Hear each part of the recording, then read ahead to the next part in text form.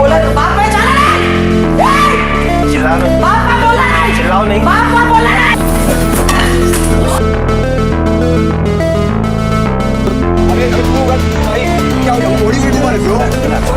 नहीं, बार-बार इससे शुरू करिए, इससे शुरू करिए मेरी टीम के सामने। नमस्कार दोस्तों, आज हम बात करेंगे कि ये रियलिटी शोज रियल होते हैं या स्क्रिप्टेड होते हैं। हम इंडिया के कुछ टॉप रियलिटी शोज को लेंगे और देखेंगे कि ये रियलिटी शोज स्क्रिप्टेड हैं या रियल हैं। तो चलिए वीडियो को स्टार्ट करते हैं।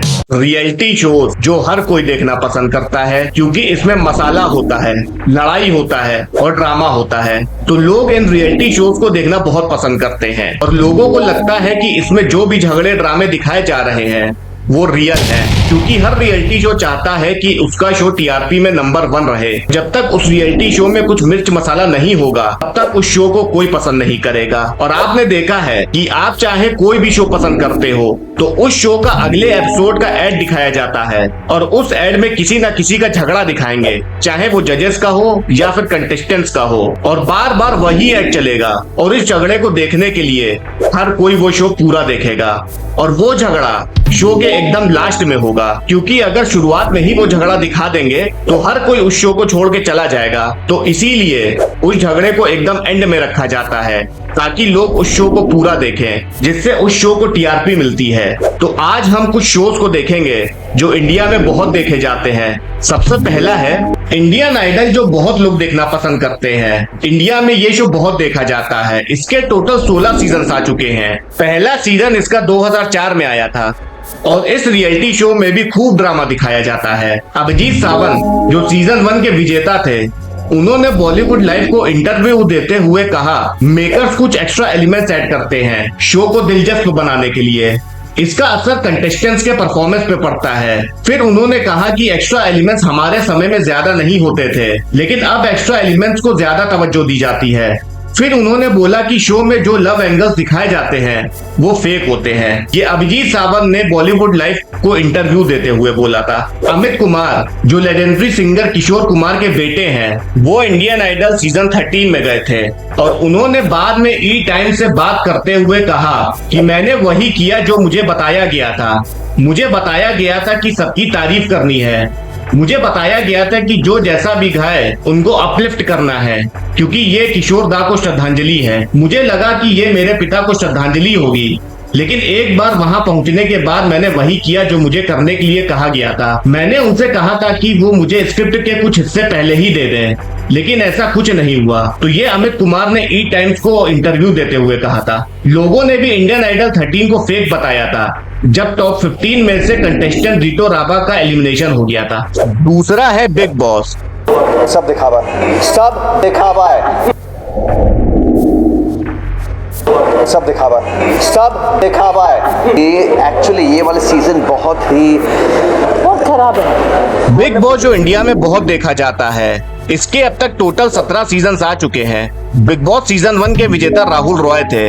लोग इसलिए देखते हैं क्योंकि इसमें झगड़े दिखाए जाते हैं, ड्रामे दिखाए जाते हैं, तो लोग इस रियलिटी शो को बहुत ही देखना पसंद करते हैं। तो ये सब क्या सच होता है? आइए देखते हैं। बिग बॉस सीजन 4 के कंटेस्टेंट राहुल भट्ट ने एक इंटरव्यू में बताया था कि वोट नहीं टीआरपी डिसाइड करती है कि कौन बेघर होगा। राहुल ने आगे बताया कि मैं बोरिंग था और दर्शकों का मनोरंजन नहीं कर पा रहा था और न ही मेरे साथ कोई विवाद जुड़ा था और न ही कोई रोमांस जुड़ा था, तो चैनल मुझे क्यों रखेगा। मुझे लगा कि मैं कुछ हफ्ते और रहूंगा, लेकिन ऐसा नहीं हुआ।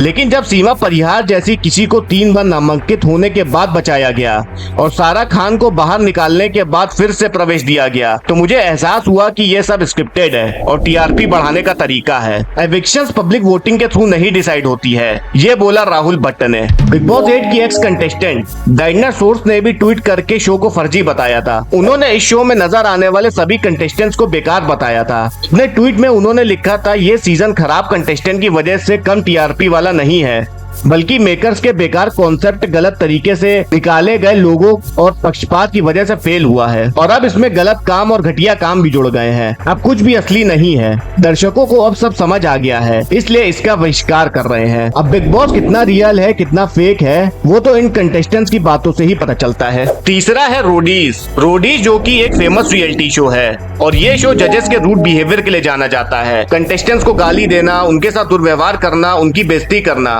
ये जजेस का काम होता है इस शो में। अब ये सच होता है या नहीं, ये हमें कुछ एक्स कंटेस्टेंट्स बताएंगे। पलक उर्फ गुरमीत कौर, जो कि MTV रोडीज की एक्स कंटेस्टेंट थी, ये बताती है कि MTV रोडीज फेक होता है। उन्होंने कहा था कि मैं किसी का नाम नहीं लेना चाहूंगी, लेकिन MTV रोडीज प्री प्लान्ड होता है। इनको खाली TRP चाहिए और जो कंटेस्टेंट्स इनको TRP देते हैं ये उन्हीं कंटेस्टेंट्स को आगे लेके जाते हैं। करण कुंद्रा जो रोडीज 15 का जज था, इसने एक कंटेस्टेंट को थप्पड़ मार दिया था, जिसके कारण इसको शो से हाथ धोना पड़ गया था और इसकी जगह निखिल चिनापा ने ले ली थी। चौथा है स्प्लिट्सविला। स्प्लिट्सविला MTV का ही एक शो है जिसमें रोमांस, ड्रामा और कंपटीशन होता है। स्प्लिट्सविला 9 के एक्स कंटेस्टेंट करण छाबरा ने इन यूथ से बात करते हुए बताया, अगर आप शो को फॉलो करते हैं तो आपको पता होगा कि कई बार ये सब नकली लगता है। चाहे पुरुष प्रतिभागी अपनी महिला मित्र को दिलासा दे रहा हो या लड़ाई झगड़ा, शो का हर कदम स्क्रिप्टेड लगता है। जब करण से पूछा गया कि ये रियल होता है या फेक होता है तो उन्होंने कहा ये स्क्रिप्टेड नहीं है, यह धांधली है। रियलिटी शो में लोग अपने व्यक्तित्व का अलग पहलू पेश करते हैं। अगर आप मुझसे पूछे तो मैं एक भावुक व्यक्ति हूँ और शो में दिखावा नहीं करता, लेकिन कुछ लोग दिखावा करते हैं क्योंकि यही एकमात्र तरीका है जिससे वे लाइमलाइट में आ सकते हैं। ये कहना है स्प्लिट्सविला के एक्स कंटेस्टेंट का। पांचवा है खतरों के खिलाड़ी। सौरभ जैन, जो खतरों के खिलाड़ी सीजन 11 में दिखाई दिए थे, उन्होंने टेली चेकर को अपना इंटरव्यू देते हुए बताया कि नए कंटेस्टेंट्स कौन है मैं नहीं जानता, लेकिन मैं सबको यही सलाह देना चाहूंगा कि शो में कंटेंट का जरूर ध्यान रखना। उन्होंने साफ शब्दों में कहा था कि मैं इस सीजन में शो में भाग लेने वाले खिलाड़ियों की लिस्ट से अनजान हूँ, लेकिन मैं उन्हें पर्सनल लेवल पर नहीं जानता।